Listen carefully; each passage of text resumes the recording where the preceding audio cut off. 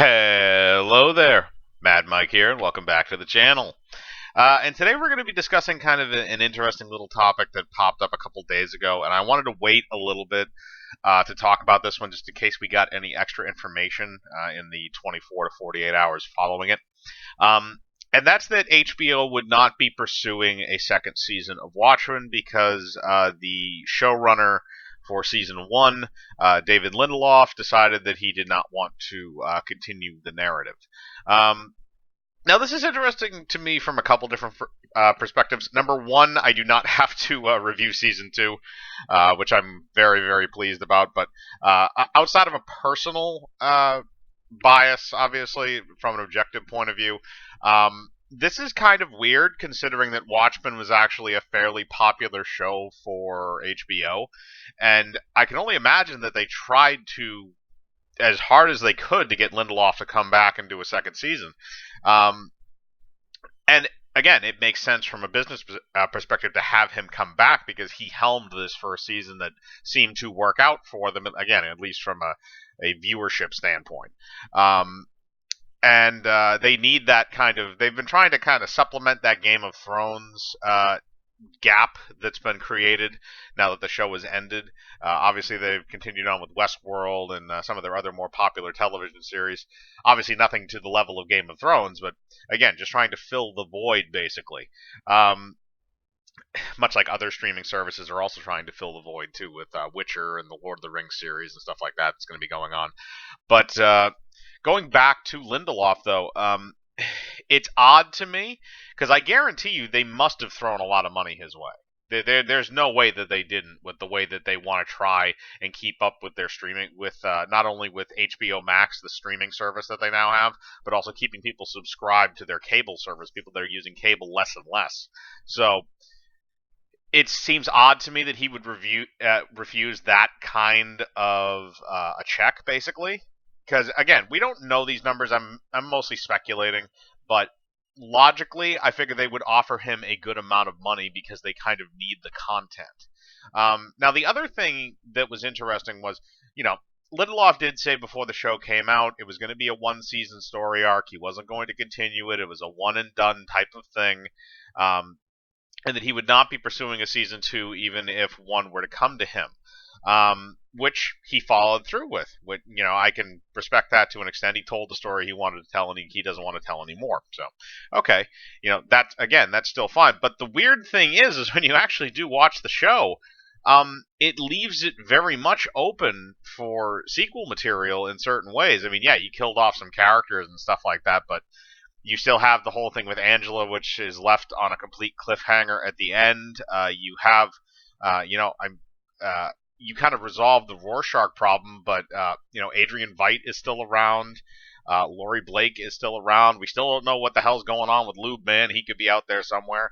You still have some of the other better characters like Looking Glass. They're all still alive. You could keep going with some of those characters and do another story if you wanted to, or one of the things that's kind of being suggested right now is to do kind of an anthology type of thing in the Watchmen universe. Now, this would be something I would be kind of interested in because you would get a different thing every season. Now, I hated the first season of this show. It was painful to sit through.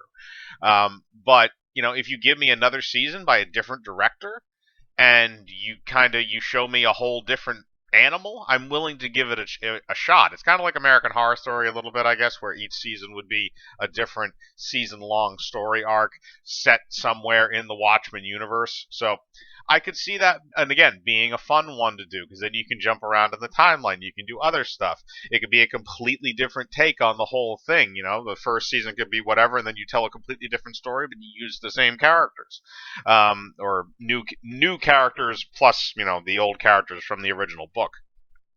So there's a lot of interesting things you could do with that type of a premise with the Watchmen universe. Um, and it wouldn't have to be, connected to that first season, which I don't think is a terrible idea. But people are starting to suggest that that's how the series might be able to move forward, because you can even have a different creative mind come in, even though they want Lindelof to kind of come back. So that is still up in the air. But basically, Lindelof also gave them his blessing, saying if they wanted to continue the project, if they wanted to do a season two or add on to what he did with a different showrunner and a different writer and director and stuff, then they could do it. It was up to them because it was their property. Um, and I think that's probably what you're going to see in the coming months from HBO. I think this is going to be an initial thing where they're saying, okay, it's not going to happen. Because originally HBO said if there's going to be a season two, then Lindelof is going to have to be the one to spearhead it because they're not going to do it. They're not going to do it themselves. But this thing has been enough of a success so far where I think that they're almost obligated to try and do it. And this is, again, this is coming from somebody that doesn't want to watch season two, that would rather sit in a chair and have somebody put acupuncture needles in their nuts type of I don't want to watch that shit anymore. Um, so I don't want there to be a season two, but it doesn't make very much logical sense for HBO to kind of leave this thing dangling with the viewership that they supposedly got from it. It just seems kind of ass backwards, given that they kind of need to maximize themselves after the end of Game of Thrones. That's the thing that is going to plague HBO for the coming years, is the lack of content that is there to fill the Game of Thrones void that they once had, or that they do have. So it's just kind of an interesting thing to break down because, again, there had to be a lot of money exchanging hands, or a lot of money supposedly trying to exchange hands between HBO and Lindelof to keep him going, and for whatever reason he chose to turn it down. That's also another interesting thing, is that maybe somebody else is offering him a lot of money to go do something else, but I don't know. Only time will tell on this.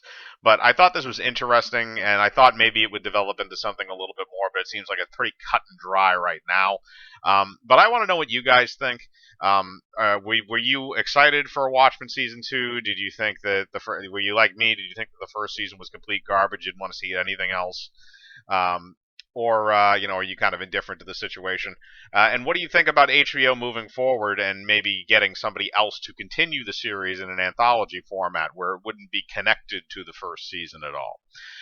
Again, put your thoughts in the comments below. I like to read them. Hit the bell for notifications, hit the like button, subscribe, and remember, I live my life free of compromise. Do you?